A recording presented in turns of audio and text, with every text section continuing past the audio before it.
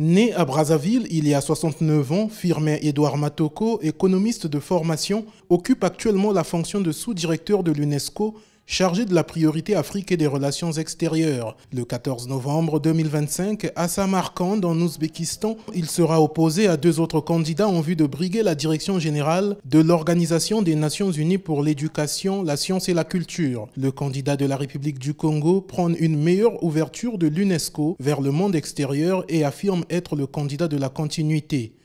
Je suis un candidat ayant servi plusieurs années à la direction de cette organisation. J'assume les responsabilités des grands programmes majeurs qui sont mis en œuvre. Donc je suis dans la continuité, mais je suis aussi dans le renouvellement, que ce soit le renouvellement de la pensée de l'UNESCO que de l'action de l'UNESCO.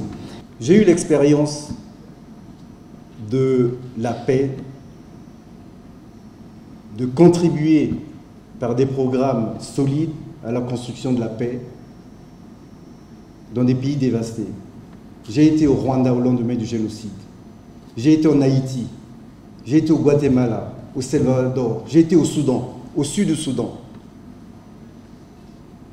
J'ai été aux Philippines, au Cambodge, à la chute de mer Rouge, pour reconstruire à travers l'éducation, les sciences, la culture, la paix et la cohésion sociale.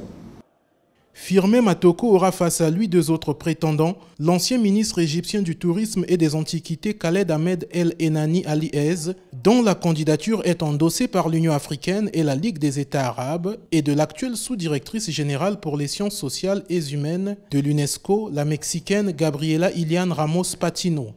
Je peux aujourd'hui dire, d'abord, comme candidat africain, que l'Afrique est derrière nous.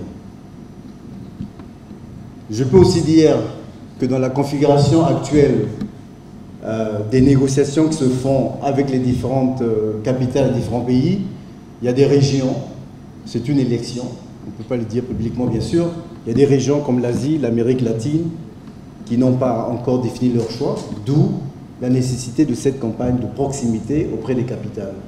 La République du Congo soutient la candidature de Firmin Matoko. Le diplomate congolais doit toute sa carrière professionnelle à l'UNESCO et sait qu'il doit sillonner les villes des pays membres de l'organisation onusienne afin de convaincre à travers son projet pour le futur de l'Organisation des Nations Unies pour l'éducation, la science et la culture.